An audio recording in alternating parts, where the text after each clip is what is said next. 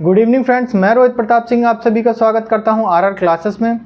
Friends, हम लोग first semester का पहला पेपर पढ़ रहे थे, उसी को आगे कंटिन्यू करेंगे।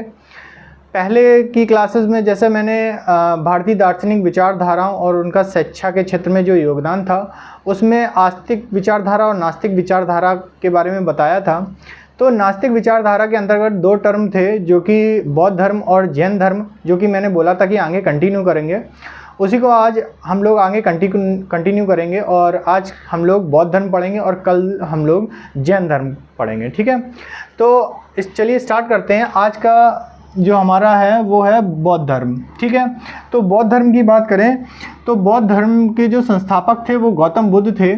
इनका जो जन्म हुआ था 563 ईसा पूर्व में लुम्बिनी में आम्रकुंज में हुआ था। ठीक है, इनकी माता जो थी वो महामाया थी और मौसी थी वो प्रजापति गौतमी थी। माता जी के इनके बचपन में ही इनकी माता का देहांत हो गया था और इनके जो लालन पालन है उनके मौसी ने किया था। ठीक है, और बाद में जब आगे चल के पहले शुरुआत में बौद्ध धर्म में महिलाओं को शिक्षा का अधिकार नहीं था, लेकिन जब बौद्ध काल के आखिरी टाइम पे जब बौद्ध काल में महिलाओं को शिक्षा का अधिकार प्राप्त हुआ, तो गौतमी इनकी जो मौसी थी प्रजापति गौतमी वो पहली शिष्या बनी इनकी।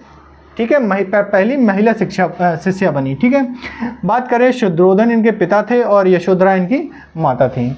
अब इनके जन्म की कुछ घटनाएं हैं, जैसे इन्होंने 29 वर्ष की आयु में घर को त्याग दिया था और उस घटना को महाभिनिष्क्रमण कहते हैं। ठीक है, एग्ज़ाम में पूछ लेते हैं कि कौन सा घोड़ा, मतलब घोड़े का नाम क्या था और सारथी का नाम क्या था। तो घोड़े का नाम कंथक और सारथी का नाम चन्ना था।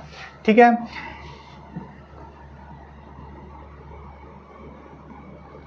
इनके जो ज्ञान की प्राप्ति हुई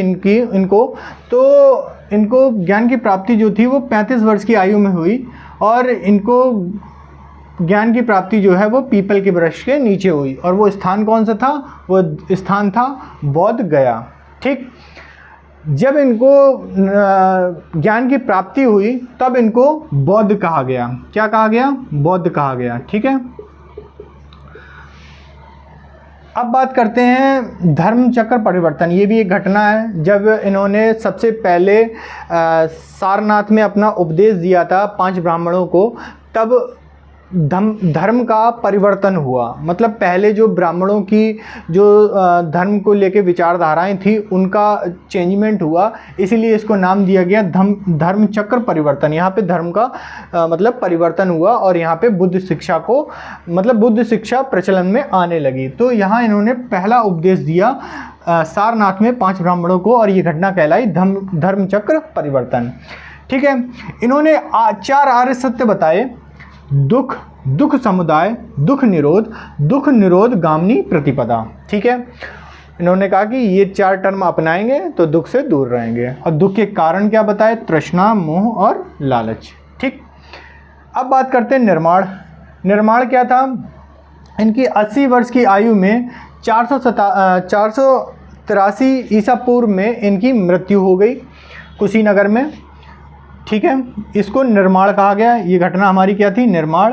धर्म चक्र परिवर्तन, जब परिवर्तन हुआ धर्म का, और महाभिनिष्क्रमण जब इन्होंने घर त्यागा।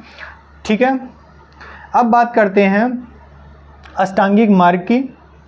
तो अष्टांगिक जो मार्ग है इन्होंने 8 बताए, इसीलिए इसे अष्टांगिक बोल दिया गया, 8 अंग अष्टांगिक।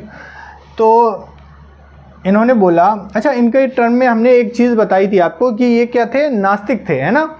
ये नास्तिक थे, लेकिन ये पुनर्जन्म को मानते थे, पुनर्जन्म के चक्र को मानते थे, है ना।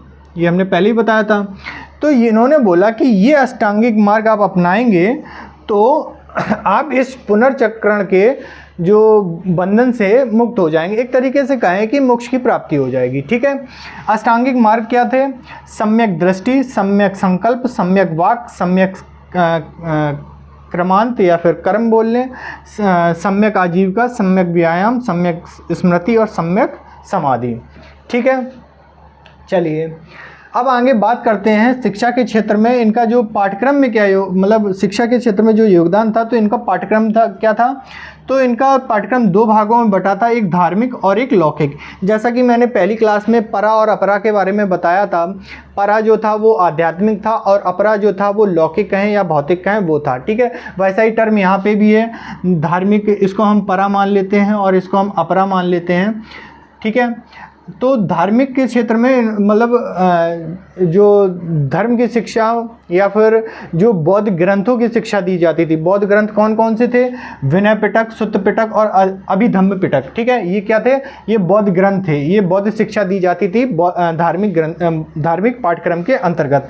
अब बात करें पाठ्यक्रम जो लौकिक था, ठीक है। लौकिक में तर्कशास्त्र, नीति शास्त्र, चिकित्सा आदि, मतलब जो भी प्रशासन या व्यवसाय इनसे संबंधित जो भी लौकिक या भौतिक चीज़ें होती थी उनसे रिलेटेड जो शिक्षा थी वो हमारी लौकिक या भौतिक के अंतर्गत आती थी। ये सबसे इम्पोर्टेंट टर्म है। जो सबसे पहली बात कर लें कि जो बौद्ध धर्म में शिक्षा का जो स्टार्टिंग होती थी, तो जो शिक्षा की स्टार्टिंग होती थी वो पवज्जा संस्कार से होती थी, ठीक है। जब बच्चा शिक्षा की स्टार्टिंग करता था तो वो 8 वर्ष की, ये याद रखना ये 8 वर्ष है। पवज्जा ये टर्म बहुत आते हैं, अभी हम आपको इसको डिटेल में एक क्लास अगली क्लास में बता देंगे, नहीं तो अभी इसको बता देंगे हम। तो जो पवज्जा संस्कार होता था वो 8 वर्ष की आयु में होता था और ये बौद्ध धर्म से रिलेटेड है, ठीक है। ये कैसा है, बौद्ध धर्म से रिलेटेड है। अब बात करते हैं, जब ये बच्चा संघ या मठ में प्रवेश ले लेता था तो प्रथम 6 महीने में इसे सिद्धिरस्तु नामक एक बाल पोथी होती थी वो पढ़ाई जाती थी, ठीक है। उसके बाद अगले 6 महीने के पश्चात 16 महीने के पश्चात ये जो 5 विद्याएं हैं इनको पढ़ाया जाता था। कौन कौन सी, शब्द विद्या, तर्क विद्या, चिकित्सा विद्या, आध्यात्म विद्या और शिल्प और कला विद्या, ठीक है। चलिए अगली बात कर लेते हैं बौद्ध संगति की। बौद्ध संगति की बात करें तो पहली जो बौद्ध संगति थी वो राजगृह में हुई, अजातशत्रु ने कराई और जो अध्यक्ष थे वो महाकश्यप थे, ठीक है। दूसरी वैशाली में हुई, कालाशोक ने करवाई और इसकी जो अध्यक्षता की थी वो शिशुकामी ने की थी। तीसरी जो थी वो पाटलिपुत्र में हुई थी, अशोक ने कराई थी और इसकी अध्यक्षता मोगलीपुत्र तिष्य ने की थी। चौथी जो थी, जो कि आखिरी है, कुंडलग्राम में हुई थी, कनिष्क ने कराई थी। इसके जो अध्यक्ष थे वो वसुमित्र थे, लेकिन जो इसके उपाध्यक्ष थे वो अश्वघोष थे। सबसे ज़्यादा पूछे जाने वाला सवाल यही है, ठीक है, कि कौन सी बौद्ध संगति में अश्वघोष ने उपाध्यक्ष बने थे, तो वो चौथी थी। और किसने कराई, कनिष्क। ये तो आप लोग जानते हैं कि कैसे कैसे इससे बहुत सारे प्रश्न पूछे जा सकते हैं, ठीक है।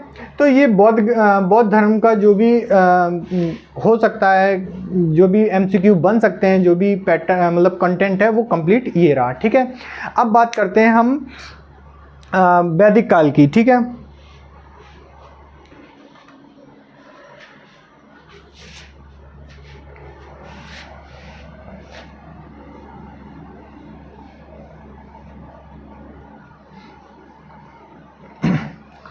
ये वाले जो मैं बताने जा रहा हूँ ये बहुत ज़्यादा पूछा जाने वाला और बहुत ज़्यादा कन्फ्यूज़न है, लेकिन इसको एक साथ रख देंगे तो इजी पड़ जाता है मतलब पढ़ने में और याद करने में, ठीक है। ये मेनली ये होता है कि हाँ भाई किस टाइम पे बच्चा स्टार्टिंग करने लगा पढ़ाई की, ठीक है।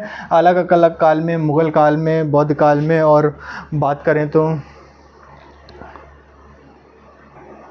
बात करें तो मुस्लिम शिक्षा की, ठीक है।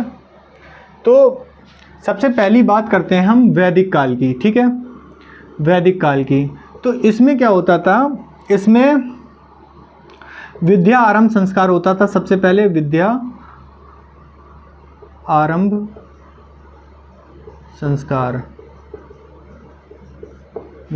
संस्कार ये जो होता था 5 वर्ष की आयु पे होता था। फिर जो होता था उपनयन संस्कार, इसके अलग अलग टर्म हैं। 8 वर्ष ब्राह्मण के लिए, 11 वर्ष क्षत्रिय के लिए और 12 वर्ष वैश्य के लिए। याद रखिए शूद्र को यहाँ पे शिक्षा का अधिकार नहीं था, ठीक है। एक होता था समापवर्तन सिद्धांत। ये समापवर्तन सिद्धांत लगभग 24 वर्ष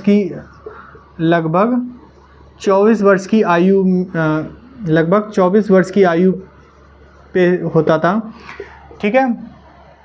जब भी बच्चा उपनयन संस्कार से शिक्षा ग्रहण करना शुरू करता था, उसके 12 वर्ष के पश्चात जो होता था वो समापवर्तन सिद्धांत होता था। तो मेनली मान लिया जाता कि 12 से स्टार्ट हुआ और 12 से 24 वर्ष में वो समापवर्तन सिद्धांत हो जाता था, ठीक है। अब बात करते हैं मुस्लिम का। देखो वैदिक बौद्ध धर्म का हमने पढ़ लिया, पवज्जा संस्कार। अब बात करते हैं मुस्लिम काल की। मुस्लिम जो शिक्षा का जो आरंभ होता था वो 4 वर्ष 4 माह और 4 हफ्ते सप्ताह, ठीक है, यहाँ से स्टार्ट होता। मतलब जब बच्चा 4 वर्ष 4 माह और 4 सप्ताह का हो जाएगा तब वो शिक्षा स्टार्ट करेगा। और इसकी एक रस्म होती थी बिस्मिल्लाह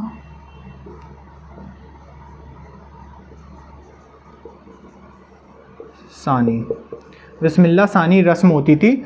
इससे ये शिक्षा ग्रहण करते थे, ठीक है फ्रेंड्स। तो आई होप आपको आज की क्लास अच्छी लगी होगी, और अगर अच्छी लगी है तो लाइक शेयर और सब्सक्राइब करें। प्लीज़ शेयर ज़्यादा से ज़्यादा कीजिए, और कुछ भी सजेशन हो तो प्लीज़ कमेंट करिए।